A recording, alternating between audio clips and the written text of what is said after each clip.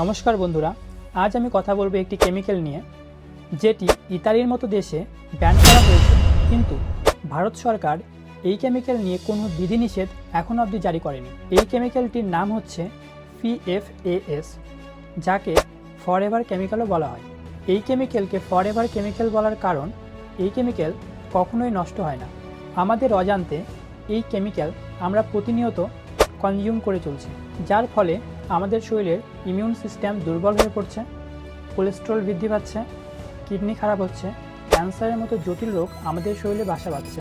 PFAS যেসব জিনিসে পাওয়া যায় সেগুলি হলো রান্নার জিনিসপত্র, makeup box, pizza box, toothpaste এবং ইলেকট্রনিক জিনিসপত্রে।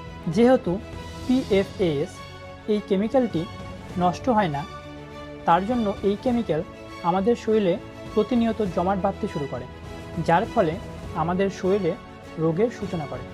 ভারত সরকারের পলিউশন কন্ট্রোল বোর্ডে PFAS নিয়ে কোনো বিধিনিষেধ নেই, যার ফলে এই কেমিক্যাল কোম্পানিগুলি তাদের ইচ্ছামতো এই কেমিক্যাল তৈরি করে চলেছে।